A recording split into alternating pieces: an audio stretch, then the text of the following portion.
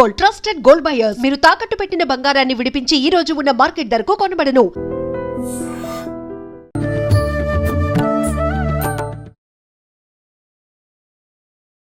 Welcome to I dream ధర్మ మార్గం with Vijitha కార్యక్రమానికి స్వాగతం. ప్రస్తుతం మనతో పాటు ఉన్నారు శ్రీ శ్రీ శ్రీ ఆనంద శివకామేశ్వరి సన్నిధాన వ్యవస్థాపకులు శివకామేశ్వరి ఆనందమయ్య అమ్మగారు. ఇప్పుడు వారితో మాట్లాడదాం. అమ్మ నమస్తే. శ్రీమాత్రే నమః తల్లి.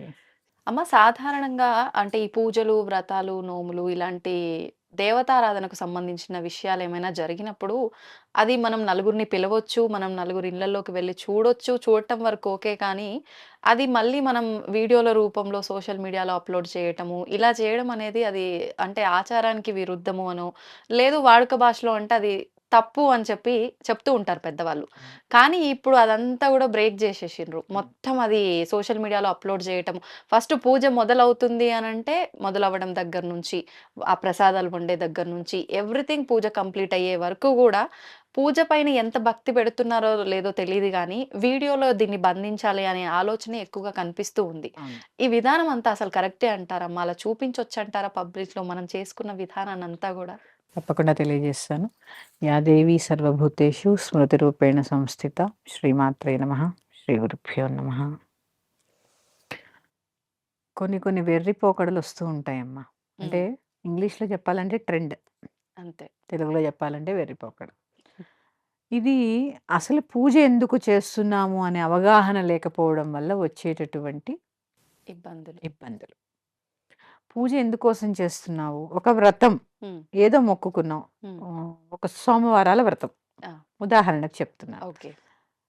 నీకేదో సమస్య వచ్చింది, ఆ పూజ ద్వారా నువ్వు భగవంతుడికి తెలియచేస్తున్నావు, నాకు ఈ కష్టం ఉంది నాయన, నేను నీకు ఇది సమర్పిస్తున్నాను, నా ఈ కష్టాన్ని తీర్చు అని చెప్పి నువ్వు భగవంతుణ్ణి భక్తిగా ఆర్తితో వేడుకుంటున్నావు. అవును.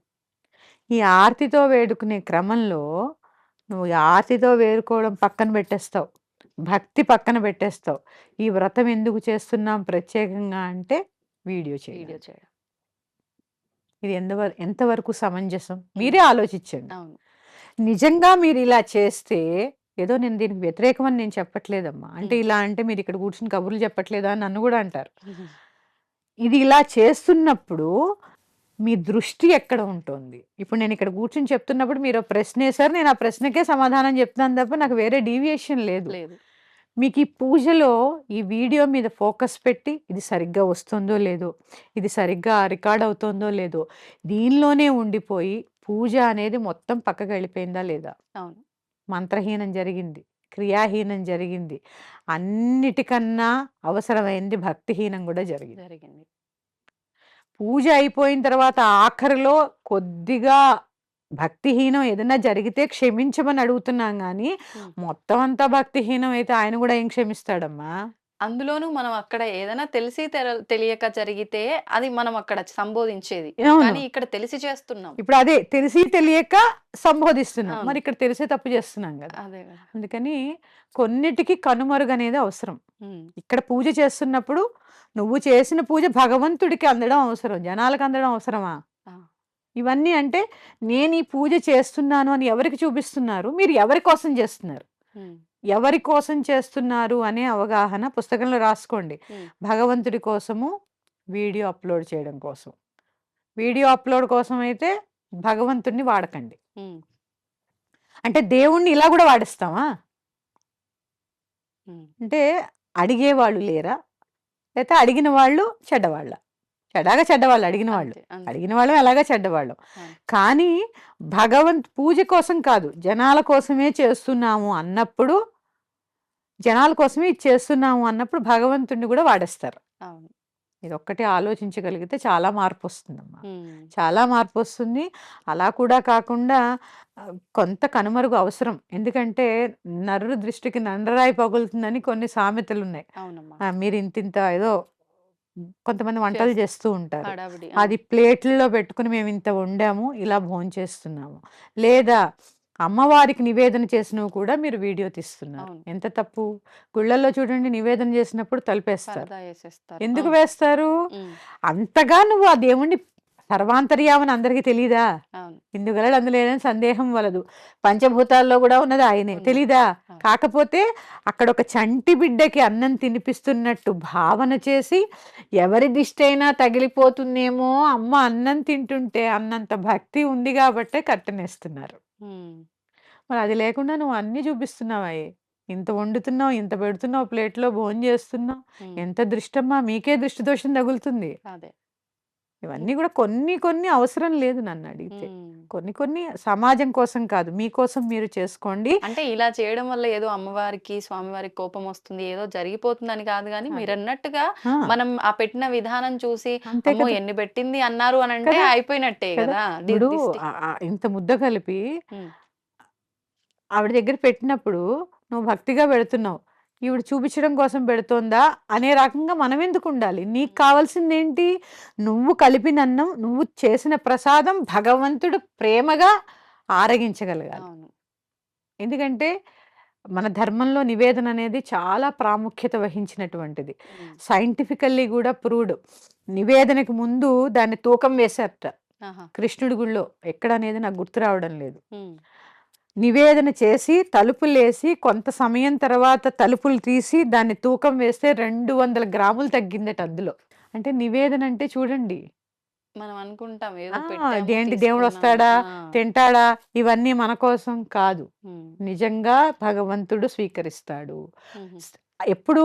త్రికరణములు శుద్ధిగా ఉన్నప్పుడు. మరి నువ్వు ఇలా చూపిస్తున్నప్పుడు అటు పూజ గాని ఉమ్. ఇటు నివేదన గాని ఏదైనా, మరి త్రికరణాలు శుద్ధేవి. అవును. మనస్సు, వాక్కు, కర్మ అన్నీ నీకు ఫోన్ మీదే ఉన్నాయి. ఉమ్. భగవంతుడి మీద ఎక్కడ లగ్నం అయింది? అప్పుడు నీ కోరిక ఎక్కడ తీరుతుంది? ఆహా. పూజ చేసావా అంటే చేసాం, చేశాం. అంతే. అందుకే భగవంతుడి గురించి చేస్తున్నామా, పబ్లిక్ గురించి చేస్తున్నామా, జనాల గురించా? జనాల గురించి చేస్తున్నప్పుడు భగవంతుడిని వాడకు. అంతే. నీ కోసం నువ్వు చేస్తున్నప్పుడు చూపించవలసిన అవసరం లేదు. ఉమ్. ఈ సూక్ష్మాన్ని గ్రహిస్తే అవును. మనకి ఏది అవసరమో ఏది అదే. అవసరం లేదో తెలిసిపోతుంది. అంటే ఇవాళ రేపు ప్రతిదీ యూట్యూబ్‌లో వీడియో చేసి పెట్టడం వల్ల వాళ్ళకు ఇన్‌కమ్ వస్తుంది కాబట్టి ఎవ్రీథింగ్ ఇంకది పూజ ఆచరించడానికి సంబంధించిన విధానం అంతా చేస్తారు. హ్మ్. కానీ అది ఇలా కమర్షియల్‌గానే ఆలోచిస్తారు. ఆలోచిస్తారు. అంటే ఇది అప్‌లోడ్ చేయడం వల్ల నాకు ఆ, రూపాయి వస్తుంది రూపాయి వస్తుంది. అన్నట్టు. అదే అంటున్నాను. అది నువ్వు దేనికి చేస్తున్నావు అనేది ఫస్ట్ మీరు క్లారిటీ తెచ్చుకోండి. హ్మ్. నీ కుటుంబ శ్రేయస్సు కోసం, నీ కోసం అయితే చూపించవలసిన అవసరం లేదు. హ్మ్. లేదు జనాల కోసమే చేస్తుంటే భగవంతుని వాడాల్సినటువంటి అవసరం లేదు. ఇప్పుడు ఇలా చూపించే వాళ్ళు వ్లాగ్ చేసి చూపియడం అంటే అది వాళ్ళొక అంటే బ్రతుకు తెరువు కింద తీసుకున్నప్పుడు అలా చూపించడం కరెక్టేనా? అంటే మనం 4 వేలు లోపలికి పోవాలి అనంటే అది ఏదో ఒక రూపంలో మనం ధర్మంగా డబ్బు సంపాదించాలి. మరి ఇలా నేను తీసి పెట్టడం వల్ల అది ఆ రూపాయి నాకు అదే ఉపయోగపడుతుంది. అంటున్నానమ్మా, జనాల కోసము అయితే హ్మ్. నువ్వన్నట్టు కూటి కోసం కోటి విద్యలు హ్మ్. అలా అనుకోవాలంతే. ఇంకా అంతకుమించి ఏం చేయగలని చెప్పు. అంతే. ఇప్పుడు మనం ఇంత చెప్పినా మారేవాళ్ళు చాలా తక్కువ మంది. అవును. నువ్వన్నట్టు ధనమే సంపాదించాలంటే చాలా రకాలుగా సంపాదించచ్చు. ఈ వీడియో ఒకటే చేసి సంపాదించాలా? హ్మ్. ఇప్పుడు ఆ, విస్మయి ఫుడ్స్ అవును. నా ఫేవరెట్. నేను చేస్తూ ఉంటాను వంటలు. నేను ఫాలో అవుతుంటా. వారు అమ్మవారు ఉపాసకులు, ఆ! నేను చూశాను. ఆయన ఎన్ని వంటలు చేయనియండి, తినడం ఎక్కడా చూడం మనం. తినడం చూడము అసలు ఆయన కనిపించరు కూడా. కనిపించరు ఆయన కూడా. మాటలే. మాటలే అంటే దృష్టి అంతా కూడా వంట మీదే వంట ఉంటుంది. మీదే. ఎలా చేస్తున్నారు, ఏంటి, ఆ వంటలోని క్రియేటివిటీ, అవును. షార్ట్ అండ్ స్వీట్ మళ్ళీ. స్వీట్ 3 నిమిషాల్లో అయిపోతున్నాయి అన్నీ. అయిపోతుంది. ఇది అదొక వ్యవస్థ. అంతే. ఆయన ఎక్కడా కనపడ్డము, ప్లేట్లో పెట్టుకోవడము, దాన్ని భుజించడము ఉండదు. ఉండదు. మీకు నిజంగా పూజా విధానం చెప్పాలంటే అలాగేదైనా చెప్పండి, ఇంకో పద్ధతిలో. ఇంకో పద్ధతిలో. కానీ మేము చేసాము అని చూపించవలసినటువంటి అవసరం మాత్రం లేదు. ఓకే. అది ఖండించవలసినటువంటి విషయం. అంటే మీరు చెప్పినట్టు ఏదైనా చెయ్యొచ్చు. కానీ అది దానికొక లిమిట్, లిమిట్ ఒక పద్ధతి అనేది ఉంటుంది. అంతే కదా. దాన్ని బ్రేక్ చేయకుండా మనం ఏదైనా చేసుకోవచ్చు. అవును, అవునమ్మా. ధన్యవాదాలమ్మా. శ్రీమాత్రే నమః. దీన్ని తవ్వండి, తవ్వుతూనే శివలింగం. పరమాత్మకు జీవా సరే దాన్ని అట్లా కప్పేసేయండి, చూపించదండి. Krishna is there. మూర్తి పూజ కాదు, సాక్షాత్ బ్రజేంద్ర నందన భగవాన్ ఉన్నారు మూర్తిలో. ఏమీ ఆశించకుండా ఆరాధించే వాళ్ళు కూడా ఉన్నారా ప్రభుజీ? నిజమైన భక్తి అంటే మనకు తెలియదు కాబట్టి